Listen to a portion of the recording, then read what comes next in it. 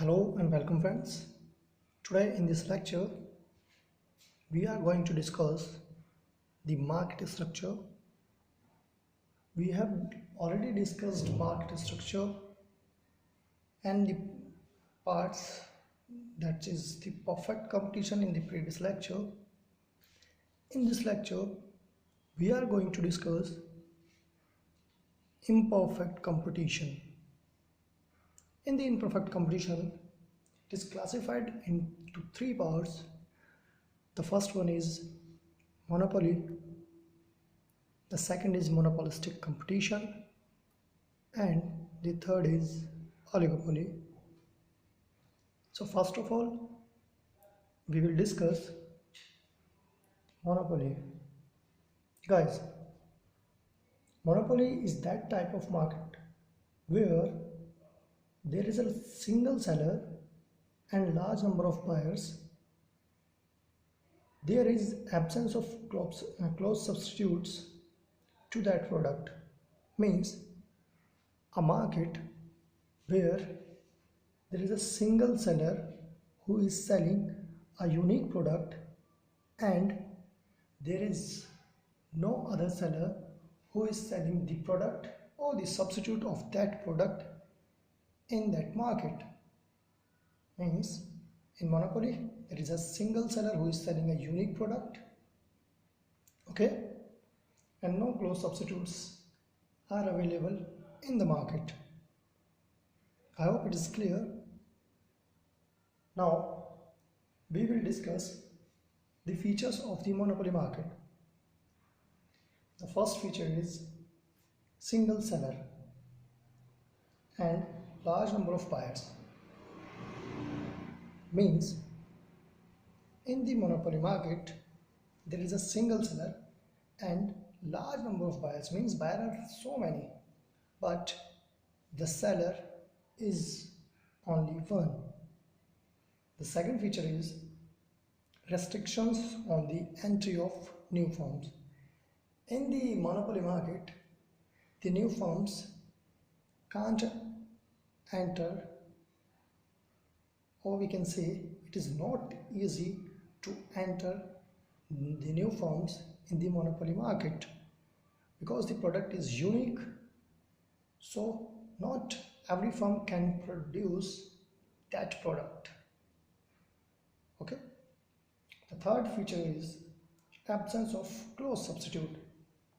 In the monopoly market, the seller is selling a unique product and in that market there is no close substitute available. The fourth is full control over price. Means in the monopoly the seller has a full control over the price. Means the seller can charge any price from the buyers because no other seller are present in the market. The fifth one is price discrimination. The price discrimination means the seller can charge different prices from the different buyers. Means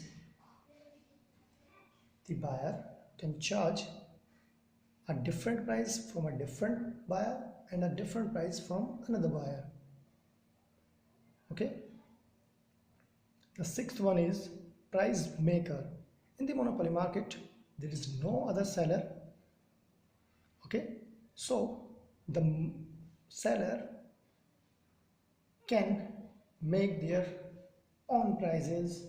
He can decrease the price or he can increase the price of the product and can sell it into the market. So he is a price maker in that market. The seventh feature is downward sloping and less elastic demand curve. In the monopoly market the demand curve is less elastic and downward sloping. I hope it is clear to you. Now moving to the next slide. In this slide we are going to discuss the AR and MR curves in the monopoly market. So the AR, or we can say the demand curve, slopes downward from left to right and less elastic than that of monopolistic competition. It means that to increase the demand, the seller has to reduce the price. You all know that the law of demand means if we decrease the price, the demand will increase. So in the monopoly market, it is the same. Means if the seller lower its price or decrease his price, the demand will increase.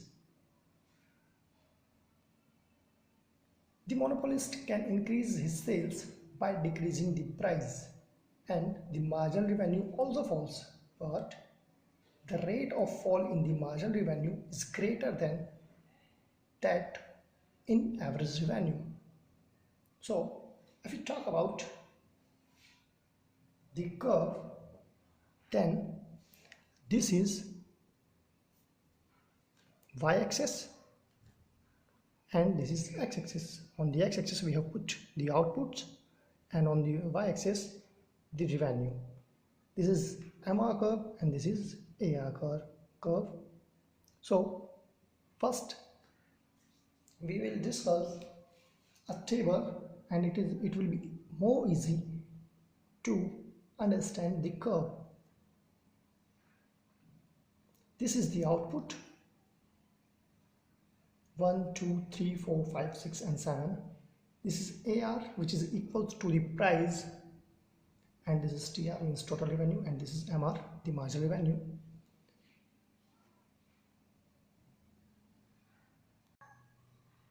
If the seller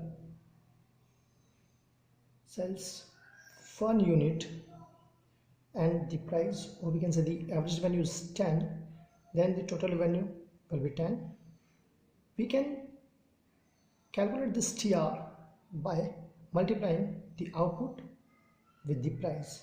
Means if you multiply output and the price, we can get total revenue, and on that time the marginal revenue is 10. Marginal revenue is nothing but the change that we get by increasing the output. Okay, so if the seller sells 2 units of the product and the price is less, means if he decreases the price, the sales will increase.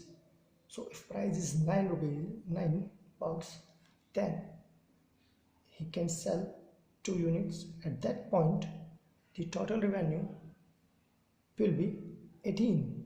18 means 9 multiplied by 2. This is how we get 18, and at that time the marginal revenue will be 8. How we can calculate the marginal revenue? Just the changes in the total revenue, means 18 minus 10, we can get 8.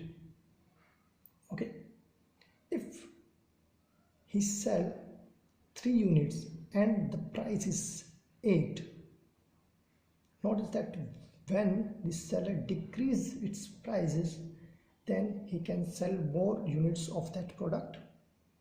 Okay, if the price is 8 and he is selling 3 units of the product, then the total revenue will be 8 multiplied by 3, it is 24, and at that point the marginal revenue will be 6, means 24 multiplied by 18. I hope it is now easy to understand the table and the curve. One more thing, that the marginal revenue will be decreasing, okay, when we decrease the price, or we can say decrease the average revenue, but the total revenue will increase at a certain point, and on that certain point after that the marginal revenue can be 0 or it can be negative also. Means here this marginal revenue curve, means MR curve, can be negative, can be here also. I hope it is clear. One more thing, note that a monopolist either can decide price or output, and he can't decide both at the same time. So move to the next slide. Now we are discussing monopolistic competition. This is the second classification, or we can say the type in imperfect competition. The monopolistic competition means in this type of market there are large number of buyers and sellers, but the products are not identical, or we can say that product are not homogeneous. The sellers sell differentiated products. Yes, the products are close substitutes of each other, but each seller has its own goodwill, and that's why they charge different prices from the buyers. It means in monopolistic competition there are a number of buyers, okay, the products are but not homogeneous, that's why they can charge different prices. If we talk about the features of monopolistic competition, then the first feature is the large number of buyers and sellers. Means in the monopolistic competition there are large number of buyers and there are so many sellers. The second feature is product differentiation. It means the products are not homogeneous, means the product is not the same of all these sellers. The color, the taste, the packaging, size or shape, that can be different of the products of the different seller. That's called the product differentiation. Now the third feature is selling cost. In the monopolistic competition there is a huge selling cost, means the cost on the advertisement or on the sales promotion. In the monopolistic competition there are a large number of sellers who are selling the products, and the products are close substitutes of each other. So every seller wants to sell more to earn more profit. So for this, every seller has some cost which is incurred on the advertisement and sales promotion. The fourth feature is free entry and exit of the firms. Means in that monopolistic competition market there is a freedom to every firm to enter or to exit from the market. The fifth feature is lack of perfect knowledge. In that type of market, the buyers don't have the perfect knowledge about the product. Sixth feature is partial control over price. As I earlier said to you that every seller has its own goodwill. So the sellers have some partial control over the price, means the sellers can charge some more price from the other sellers, because every seller has its own goodwill in that market. The seventh feature is imperfect mobility. Means factors of production are not perfectly mobile. The last feature of monopolistic competition is the demand curve is elastic and downward sloping. I hope the features is understood to you. Now moving to the next slide. Now we are discussing the AR and the MR curves in monopolistic market. The AR curve of the demand curve is downward sloping from left to right and more elastic than that of monopoly. It means that in response to change in price, the change in demand will be relatively more for a monopolistic competitive firm than a monopoly firm. In the previous lectures, you have studied the elasticity of demand. If yes, then it will be clear to you. Now we will discuss the curve. Here,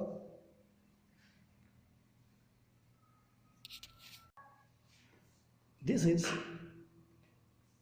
the x-axis where we have put the output, and this is y-axis where the revenue is. This is the MR curve, this is the AR curve. AR and MR curves are both downward sloping because more units can be sold only by decreasing the price. One more thing, that the MR lies below the AR curve. Okay, now moving to the next slide. Now we are discussing the oligopoly market, a market where there are few sellers, or we can say few large firms intensely competing against one another and recognizing interdependence in their decision making. Means in the oligopoly market there are few sellers but they are very large. Means their cost of establishing or the firms is very huge. Okay, and the second thing is they are interdependence in their decision making. Let's talk about their features. The first feature is there are few large firms. The second, if we talk about the product, then product can be homogeneous or can be differentiated. Third one is the demand curve can't be determined. In the oligopoly market, we can't determine the demand curve, and because it has a king demand curve. We'll talk about king demand curve in next lecture. The fourth one is all the firms are interdependent in respect of price determination. Means all the firms are interdependent to each other. Okay, the last one is the price rigidity. Means it is not easy to change the price of the product to any seller. I hope it is clear to you. Now, some important points. On the basis of the production, the oligopoly can be classified in two categories. The first one is collusive and the second is non-collusive. If we talk about the collusive oligopoly, means in which all firms decide to avoid the competition and determine the price and the quantity of output on the basis of cooperative behavior. Means they decided not to compete to each other and they decide to go cooperative, or we can say in cooperative behavior. The second is non-collusive oligopoly. The non-collusive oligopoly means in which all the firms determine the price and the quantity of output according to the action and the reaction of the rival firms. Means in non-collusive oligopoly there is a competition, and so each seller determine its price and the quantity of output on the action, according to the action or the reaction of the rival firms. Means if a seller wants to change its price or the quantity of output, first he analyzes the price and the outputs or the action or reactions of its competitors in the market. Okay, I hope it's clear.